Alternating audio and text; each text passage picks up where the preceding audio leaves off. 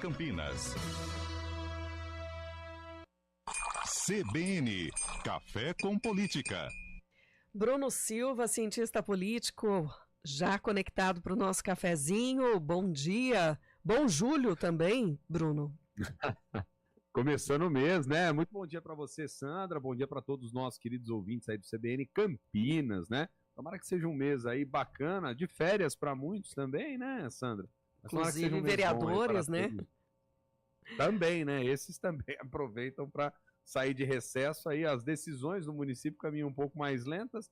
E na volta, né, Sandra? A gente já tem avanço do calendário eleitoral. Só trazer uma informação preliminar aqui.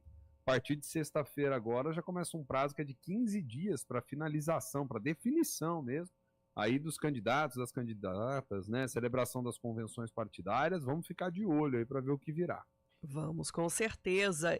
E ficar de olho também no que eles vão propor e o funcionamento, né, dos municípios enquanto essa corrida acontece.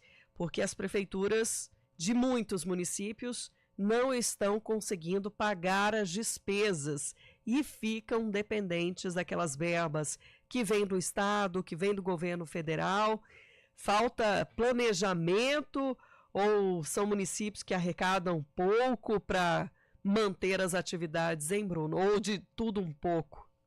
Eu acho que você resumiu bem, viu, Sandra? Tem de tudo um pouco aí nessa história, viu? Né, dados aí do Tribunal de Contas do Estado mostram, né, que só para ficar em São Paulo aqui, que dos 645 municípios do Estado de São Paulo, pelo menos 185 deles não conseguem ter a geração das suas receitas próprias, né? Ou seja, essa geração de receitas não chega na realidade a 10% do total do orçamento, o que faz com que eles sejam altamente dependentes de outros expedientes, né, Sandra? Então, por exemplo, faz com que a dependência em relação à cota-parte do FPM, que é o Fundo de Participação dos Municípios do Brasil, e que no âmbito desse debate nacional que está rolando da reforma tributária, não foi colocado também, viu? De maneira séria, vamos dizer assim, que é o fato de que o Brasil produziu nas últimas décadas uma quantidade muito maior de municípios do que os seus orçamentos dão conta de sustentar. E aí é um desafio muito grande, porque você não vai chegar por simplesmente falar assim, vamos voltar, né? Vamos agora destituir esses municípios, fazer com que eles se tornem distritos ou algo nesse sentido de municípios maiores. Por quê? Aí tem interesse político tensionado, porque vereador não vai querer deixar de ser vereador, nem prefeito vai querer deixar de ser prefeito. Às vezes você tem questões históricas de autonomia, e muitas delas, inclusive, com referendo, com plebiscitos que foram feitos com consultas prévias aos municípios, cujos moradores queriam justamente se emancipar. Então, veja, nós temos na realidade um imbróglio político, federativo, posto aí, e que nesse ano de eleição chama mais ainda a atenção, porque nós estamos falando de cidades onde a gente vai ter que ficar muito de olho, porque aí prefeitos e vereadores vão prometer mundos e fundos, e muitas das vezes não tem nem condição para isso, né, Sandra? E aí, ou tem no meio do caminho que fazer remanejamentos, né, de recursos internos para pelo menos atender os serviços essenciais, né? Exato. Aí a gente fica naquele velho drama, né? Vamos acompanhar, ficar de olho na política, ver o que vai acontecer, como que esses recursos vão ser remanejados, o que vai ficar faltando, e no limite fica aquela velha questão, né? Como sustentar isso tudo? Então, veja, eu acho que no fundo, tem uma falha nacional nesse debate, viu, Sandro? Que olha para os municípios muito com, às vezes, desdém, essa que é a verdade, né?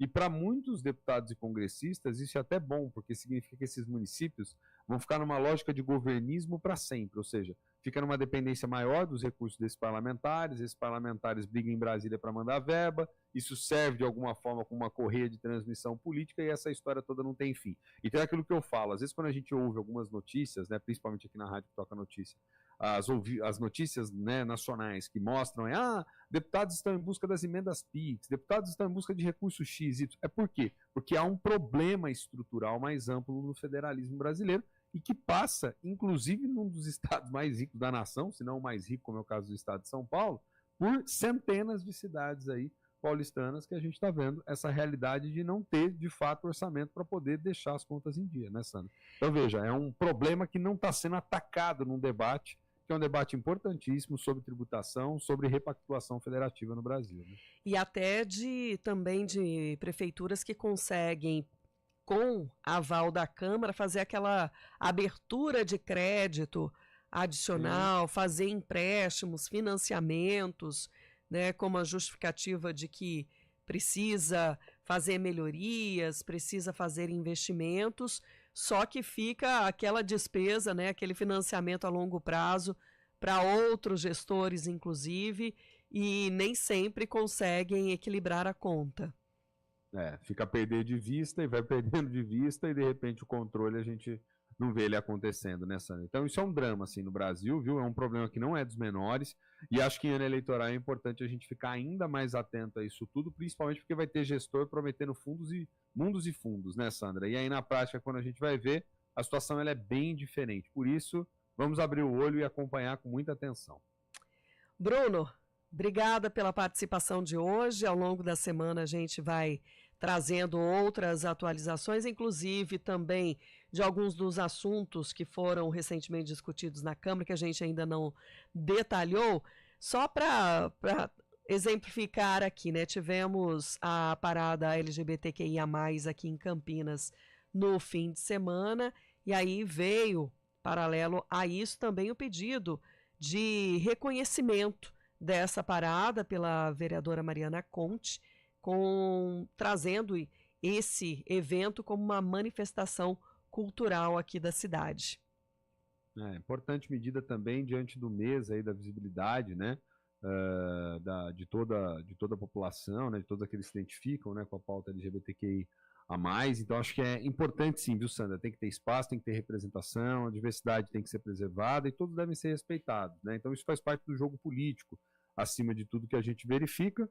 Acho que não tem muito drama do ponto de vista do entendimento do que é preciso justamente ter esse respeito no horizonte. O problema qual é que é? Os radicalismos, né, Sandra?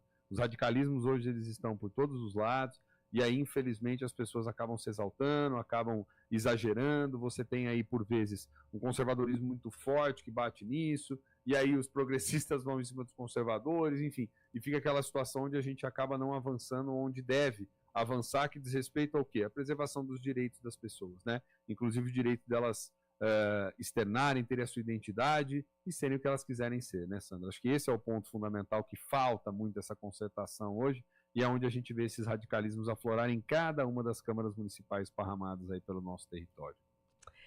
Bruno, uma ótima semana para você.